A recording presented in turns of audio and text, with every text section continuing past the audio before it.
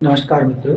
आज से हम गांधी युग भाग 2 पर चर्चा करेंगे। पिछली क्लास में हमने काफ़ी कुछ क्वेश्चंस कवर किए थे और पिछली क्लास का मैं थोड़ा-सा आपको याद दिला दूँ कि हमने कहाँ तक क्लास छोड़ी थी। तो हमने नेहरू रिपोर्ट तक बात की थी कि ब्रिटिश सरकार को हुँ। ब्रिटिश सरकार को नेहरू रिपोर्ट लागू करने के लिए कांग्रेस ने 1 वर्ष का समय दिया था कि 1 वर्ष के भीतर ये नहीं लागू की जाएगी तो फिर अगली प्रक्रिया शुरू की जाएगी। तो जब वो लागू नहीं की गई तो गांधी के दबाव में लाहौर अधिवेशन में जवाहरलाल नेहरू को कांग्रेस का अध्यक्ष चुन लिया जाता है और 31 दिसंबर 1929 को हमने बताया था, बहुत इंपॉर्टेंट फैक्ट है, 31 दिसंबर 1929 को मतलब रावी नदी के किनारे, ये हमने बताया था, नदी रावी नदी के किनारे तिरंगा झंडा फहराकर ब्रिटिश सत्ता से आजाद होने का नारा दिया गया था। 31 दिसंबर 1929 को रावी नदी के किनारे तिरंगा झंडा फहराकर तिरंगा झंडा फहराकर ब्रिटिश सत्ता से आजाद होने का नारा दिया गया और 26 जनवरी 1930 को 1930 को प्रथम बार स्वाधीनता दिवस मनाया गया।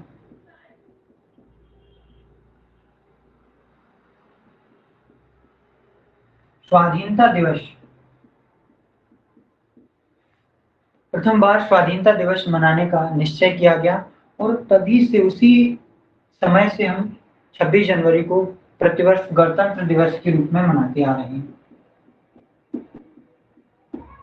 26 जनवरी को क्या हम गणतंत्र दिवस के रूप में मनाते आ रहे हैं। प्रतिवर्ष 26 जनवरी को हम गणतंत्र दिवस के रूप में मनाते हैं।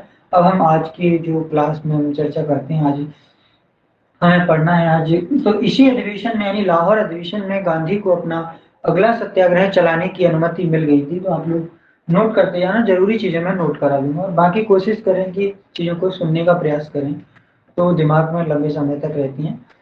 तो इसी अधिवेशन में गांधी को अपना अगला सत्याग्रह यानी सविनय अवज्ञा आंदोलन चलाने की अनुमति मिल गई थी। अब इस समय पर वायसराय लॉर्ड इरविन था। वायसराय कौन था? लॉर्ड इरविन था। उसने भारतीयों को नमक बनाने पर रोक लगा दी थी। इरविन ने भारतीयों को नमक बनाने पर रोक लगा दी और नमक कर भी उसने लगा दिया। अब क्योंकि गांधी जी एक लंबे समय से ग्रामीण जनता के साथ में रहकर उन्हें आंदोलन के लिए तैयार कर रहे थे और गांधी जी ने भारत की आस्था के प्रतीक नमक नमक को अपना केंद्रीय विषय बनाकर आस्था के प्रतीक नमक को केंद्रीय विषय बनाकर गांधी जी ने सविनय आंदोलन की रूपरेखा तैयार कर ली और गांधी जी ने अब सविनय आंदोलन चालू करने से पहले वायसराय इरविन को एक पत्र लिखते हैं। वो 11 सूत्री मांगों लिखकर पत्र लिखा कि पहले ही वायसराय गांधी जी पहले मतलब एक कंडीशन रखते थे, उसके बाद ही अपना आंदोलन शुरू करते थे। तो गांधी ने पहले वायसराय इरविन के समक्ष 11 सूत्री मांगे रखी। पूछा जाता है क्वेश्चन, 11 सूत्र कितनी मांगे रखी थी इरविन के समक्ष? 11 11 सूत्री मांगे इरविन के समक्ष गांधी ने रखी। जब इरविन ने गांधी की मांगों पर कोई ध्यान नहीं दिया तो गांधी ने ये कहते हुए चलिए तो गांधी ने ये कहते हुए कि हमने तो रोटी मांगी थी और हमें पत्थर मिला है, और उन्होंने अपने आश्रम साबरमती से अपना सविनय अवज्ञा आंदोलन शुरू कर दिया। 12 मार्च 1930 को 12 मार्च 1900 कब 12 मार्च 1930 को अपने 78 अनुयायियों समेत 12 मार्च 1930 को अपने 78 अनुयायियों के साथ 24 दिन बाद 24 दिन बाद 6 अप्रैल 1930 को 6 अप्रैल 1930 को जिला नौसारी के दांडी नामक स्थान पर पहुंचकर जिला नौसारी के दांडी नामक स्थान पर पहुंचकर जिला नौसारी के दांडी नामक स्थान पर पहुंचकर वहां पर नमक बनाकर नमक कानून का उल्लंघन किया। अब इसी को हम दांडी मार्च के नाम से जाना जाता है। गांधी की इस यात्रा को दांडी मार्च के नाम से जानते हैं। अब इस यात्रा की, गांधी की जो यात्रा थी, इस यात्रा की तुलना सुभाष चंद्र बोस ने नेपोलियन द्वारा की गई पेरिस यात्रा से की जाती है। तो ये क्वेश्चन पूछा जाता है, सुभाष चंद्र बोस ने गांधी की दांडी मार्च की तुलना किससे की है? तो वो नेपोलियन की पेरिस यात्रा से की है। ठीक है, तो अब गांधी ने इस आंदोलन में कुछ अपने कार्यक्रम निश्चित किए थे। जैसे जहां पर हमारे देश में समुद्र थे, वहां पर नमक बनाकर नमक कानून का उल्लंघन करना था। लेकिन जहां पर समुद्र नहीं थे, वहां पर किस प्रकार से इस आंदोलन को मतलब वो करना है, चलाना है। तो जैसे मध्य भारत में समुद्र नहीं थे, तो वहां पर क्या किया था गांधी, वहां पर नमक कर न देकर और चौकीदारी कर न देकर आंदोलन चलाना था। और बुंदेलखंड क्षेत्र में, तो जहां पर समुद्र नहीं थे, जहां पर समुद्र से नमक बनाकर, जहां पर समुद्र नहीं थे, वहां पर चौकीदारी कर, चौकीदारी कर और नमक कर न देकर, नमक का कर न देकर उस आंदोलन को चलाना था। अब बुंदेलखंड क्षेत्र में डाकू मंगल सिंह था। कौन था? मंगल सिंह। मंगल सिंह डाकू था। बुंदेलखंड कहाँ का था? बुंदेलखंड क्षेत्र में डाकू मंगल सिंह कहाँ था? बुंदेलखंड क्षेत्र में था। तो यहाँ पर बुंदेलखंड क्षेत्र में डाकू मंगल सिंह ने कर न देने का आंदोलन चलाया था। बुंदेलखंड क्षेत्र में डाकू मंगल सिंह द्वारा। अब सविनय अवज्ञा आंदोलन पूरे भारत में तेजी से फैल रहा था, जिसके कारण गांधी जी को गिरफ्तार कर लिया जाता है और उनको यरवदा जेल में रख दिया जाता है। कहां पर? क्वेश्चन पूछा जाता है कि सविनय अवज्ञा आंदोलन के दौरान गांधी को किस जेल में रखा गया था? तो वो यरवदा जेल थी, वहां पर उसको रख दिया गया था। अब इस आंदोलन को गांधी के बाद अब्बास तैयब जी के द्वारा इसको अध्यक्ष बनाया जाता है। इस आंदोलन का अध्यक्ष किसको? अब्बास तैयब जी को इस आंदोलन का अध्यक्ष बनाया जाता है। ये चीजें ध्यान रखना, आप लोग नोट करते जाना, मैं नहीं लिख पा रहा हूँ। तो वहां पर अब्बास तैयब जी को इस आंदोलन का नेता चुन लिया जाता है। इसके बाद दक्षिण भारत में हम देखते हैं तो राजगोपालाचारी को, दक्षिण भारत में कौन थे? राजगोपालाचारी को, राजगोपालाचारी ने इस आंदोलन का नेतृत्व किया। और पश्चिम भारत में सीमांत गांधी के नाम से विख्यात खान अब्दुल गफ्फार खान ने इस आंदोलन का नेतृत्व किया। उनके संगठन को खुदाई खिदमतगार या रेड शर्ट या लाल कुर्ती के नाम से जाना जाता है, जो सीमांत गांधी का संगठन था उसको। अब सरोजिनी नायडू के नेतृत्व में, बंबई में सरोजिनी नायडू के नेतृत्व में महिलाओं के एक जत्थे ने धरसाना नामक गोदाम पर, धरसाना नामक एक गोदाम था, धरसाना नामक गोदाम पर धावा बोल दिया, जिसके कारण पुलिस ने निहत्थी महिलाओं पर लाठियां चलाने का आदेश दिया। अब उस घटना का जिक्र किसने किया है? अमेरिकी एक पत्रकार थे। क्या नाम था उनका? अमेरिकी पत्रकार थे देव मिलन। क्या नाम था उनका उस घटना का? देव मिलन ने इसका वर्णन किया है। देव मिलन ने अपने पत्र न्यू फ्रीमैन, देव मिलन ने अपना पत्र कौन सा था? न्यू फ्रीमैन में इस घटना का जिक्र किया है। न्यू फ्रीमैन में इस घटना का जिक्र किया है, जो महिलाओं पर लाठियां चढ़ाने का। इसके बाद हम देखते हैं इस सविनय अवज्ञा आंदोलन के दौरान सबसे बड़ी घटना तब घट गई थी जब एक बहुत ही महत्वपूर्ण बड़ी घटना घट गई थी। तो ये घटना थी कि गढ़वाल रेजिमेंट के कमांडर चंद्र सिंह गढ़वाली ने, गढ़वाल रेजिमेंट के कमांडर चंद्र सिंह गढ़वाली ने, हाँ, चंद्र सिंह गढ़वाली ने आंदोलनकारियों पर गोलियां चलाने से मना कर दिया। तो इस घटना को भारतीय इतिहास में पेशावर कांड के नाम से जाना जाता है। अब सविनय अवज्ञा आंदोलन की लोकप्रियता के कारण ब्रिटिश सरकार क्या हुआ? दबाव में आ गई। ब्रिटिश सरकार दबाव में आ गई।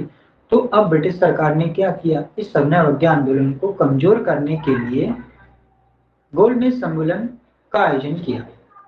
3 गोलमेज सम्मेलन आयोजित किए गए, जिसमें दूसरे गोलमेज सम्मेलन में कांग्रेस ने भाग लिया। बहुत इंपॉर्टेंट क्वेश्चन है, कितने सम्मेलन आयोजित किए गए थे? तो 3 गोलमेज सम्मेलन आयोजित किए गए।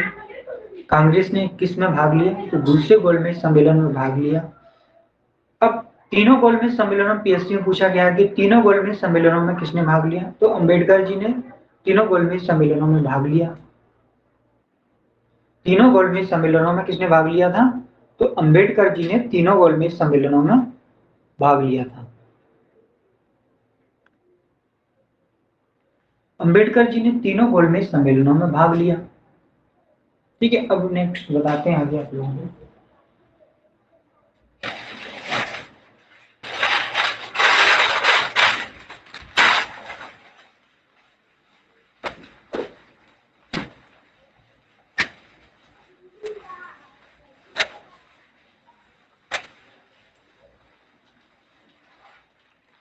तीनों गोलमेज सम्मेलनों में किसने भाग लिया था? अंबेडकर जी ने। 5 मार्च 1931 को 1931 को 5 मार्च 1931 को तेज बहादुर सप्रू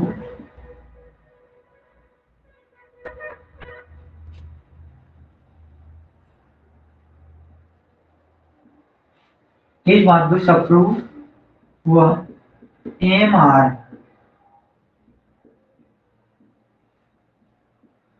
आर जयकर के प्रयास से 5 मार्च 1931 को तेज बहादुर सप्रू व एम आर जयकर के प्रयास से गांधी जी और इरविन के बीच में समझौता होता है। गांधी व वायसराय इरविन के बीच में एक समझौता होता है। गांधी जी और वायसराय इरविन के बीच में एक समझौता होता है, जिसे सरोजिनी नायडू ने 2 महात्माओं का मिलन कहा। इसे गांधी इरविन पैक्ट भी बोलते हैं, कई बार पूछा गया है। 5 मार्च 1931 को गांधी इरविन पैक्ट हुआ। इसको 2 महात्माओं का मिलन किसने कहा? सरोजिनी नायडू ने 2 महात्माओं का मिलन कहा है। इसके प्रयास से हुआ था। तेज बहादुर सप्रू व एम आर जयकर के प्रयास से किया गया था। क्लियर है? एम आर जयकर के सहयोग से और गांधी और इरविन के बीच में एक समझौता होता है, जिसमें हम देखते हैं 5 मार्च 1931 को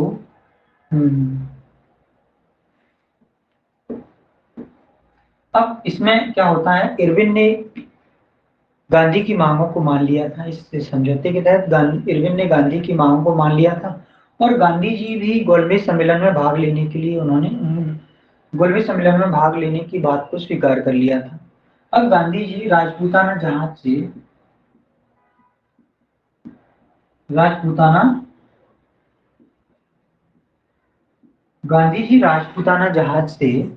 कहाँ जाते हैं? गांधी जी राजपूताना जहाज से, पूछते हैं कौन से जहाज से गए थे? तो गोलमेज सम्मेलन में भाग लेने के लिए लंदन जाने के लिए राजपूताना जहाज का प्रयोग करते हैं। और इसी समय पर गुजराती कवि मेघानी ने भी कविता लिखी। गांधी जी के जाने के समय पर गुजराती कवि मेघानी ने भी कविता लिखी, मेघानी ने। अब यहाँ पे इसी समय पर मार्च 1931 में ही कांग्रेस का कराची अधिवेशन होता है। कौन सा अधिवेशन? कराची अधिवेशन होता है। ये पहला अधिवेशन था कांग्रेस का, जो कि दिसंबर में ना होकर मार्च में हुआ। पहले अधिवेशन कब होते थे? दिसंबर।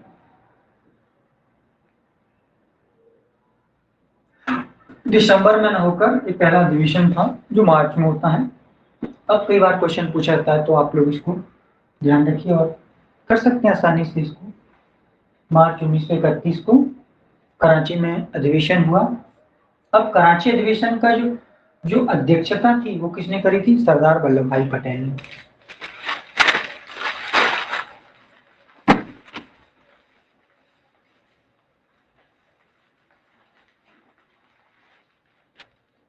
कराची अधिवेशन की अध्यक्षता किसने करी थी? सरदार वल्लभ भाई पटेल ने।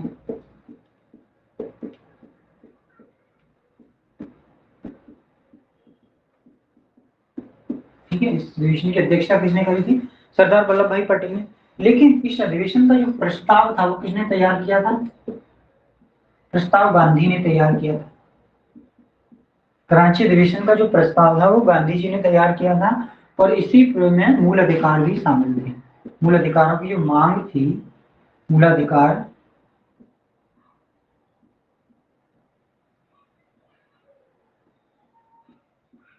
ठीक है। तो ये क्वेश्चन बनते हैं यहाँ से कई। कराची अधिवेशन 1931 में दिसंबर की जगह मार्च में हुआ, पहला अधिवेशन था। अध्यक्ष कौन थी? सरदार वल्लभ भाई पटेल ने इसकी अध्यक्षता की। और प्रस्ताव किसने तैयार किया था? गांधी ने। और इसी में मूल अधिकारों की बात भी शामिल है। इस प्रस्ताव में कौन सी बात शामिल है? मूल अधिकारों की बात भी शामिल है इसमें। और आगे हम देखते हैं, द्वितीय गोलमेज जो सम्मेलन हुआ था उसमें, द्वितीय गोलमेज सम्मेलन में महिलाओं का नेतृत्व किसने किया था? तो सरोजिनी नायडू ने किया था।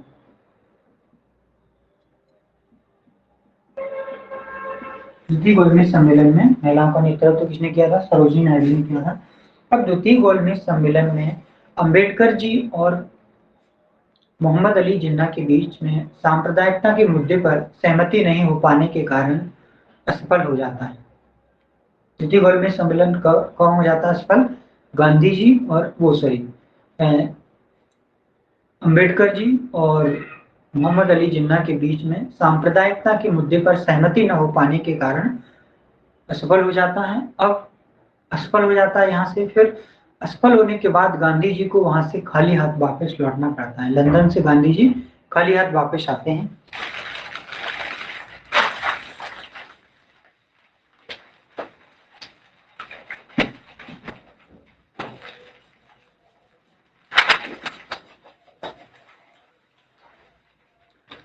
गांधी जी खाली हाथ वापस लौटना पड़ता है वहां से। अब क्या होता है भैया कि ब्रिटिश सरकार क्या करती है? ब्रिटिश सरकार ने इरविन की जगह किसको? वेलिंगटन को वायसराय बना दिया।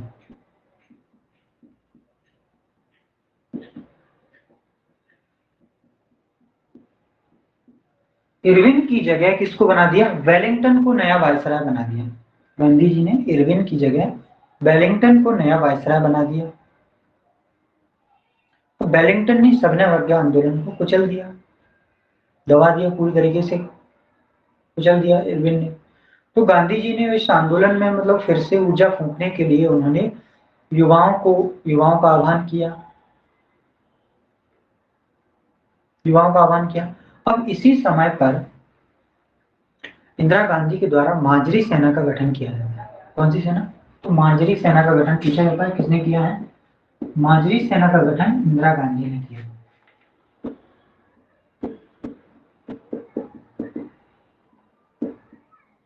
इंदिरा गांधी ने किसका किया था? तो माजरी सेना का गठन इंदिरा गांधी ने किया था।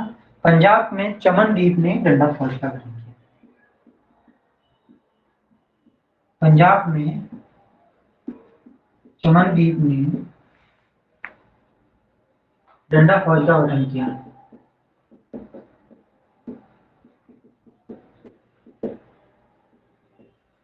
गठन किया। अब क्योंकि ये सविनय अवज्ञा आंदोलन काफी समय से चल रहा था, तो इस आंदोलन से जनता का मन भी काफी ऊब चुका था, मन भर चुका था।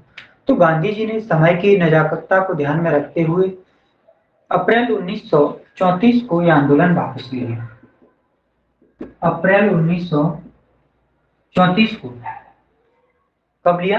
अप्रैल 1934 को गांधी जी ने ये अपना आंदोलन वापस ले लिया। अप्रैल 1934 को गांधी जी ने आंदोलन वापस ले लिया। फिर इसके बाद क्या होता है? सितंबर 1934 को गांधी जी ने कांग्रेस से इस्तीफा दे दिया।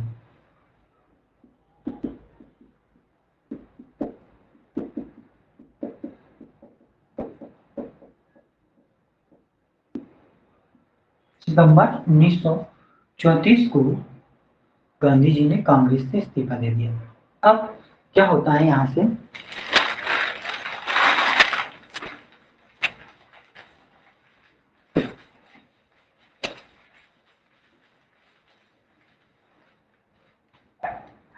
कराची अधिवेशन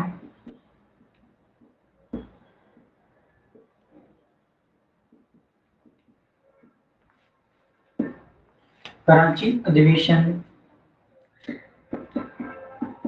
लाहौर और कैबिनेट मिशन,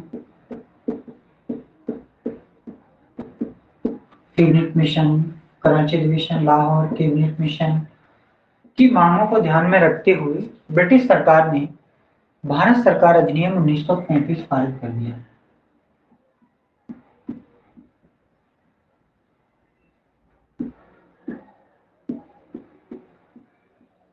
भारत सरकार अधिनियम 19 पारित कर दिया। भारत सरकार अधिनियम 1935 पारित कर दिया। भारत सरकार अधिनियम 1935 पारित कर दिया, जिसमें भारतीयों की मांगों को लगभग मान लिया गया। और आजादी के बाद भारतीय संविधान का एक बहुत बड़ा भाग 1935 के अधिनियम से ही लिया गया। इस समय ब्रिटिश प्रधानमंत्री रेम्ज मैकडोनाल्ड के द्वारा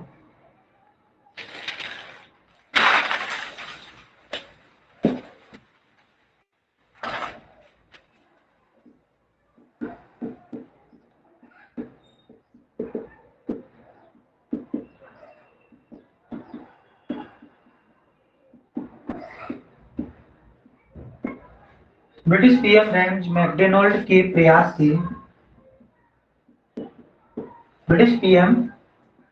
रेम्ज मैकडोनाल्ड के प्रयास से क्या किया उन्होंने? कम्युनल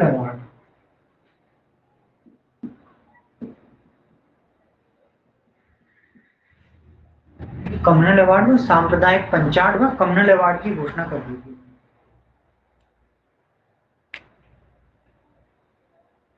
द्वितीय गोलमेज सम्मेलन के बाद ब्रिटिश पीएम रेम्ज मैकडोनाल्ड ने द्वितीय गोलमेज सम्मेलन के बाद, ठीक है, द्वितीय गोलमेज सम्मेलन के बाद ब्रिटिश पीएम रेम्ज मैकडोनाल्ड ने सांप्रदायिक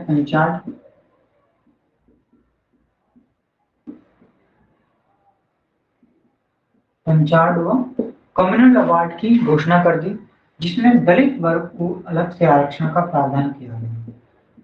दलित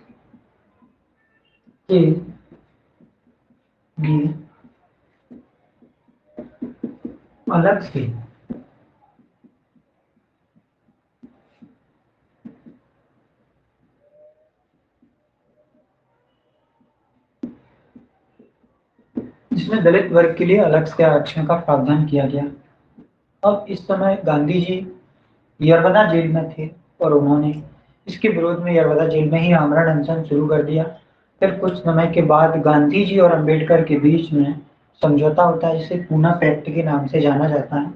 तो आज की क्लास में इतना ही।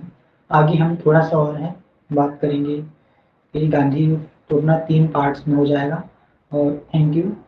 अगर वीडियो अच्छा लगे तो लाइक, शेयर एंड सब्सक्राइब करें। बहुत ही महत्वपूर्ण है, प्रतियोगी परीक्षाओं की दृष्टि से काफ़ी यूजफुल टॉपिक है, तो ध्यान से पढ़िए और समझिए। कोई चीज़ समझ में नहीं आए तो कमेंट कर सकते हैं। Thank you, all the best.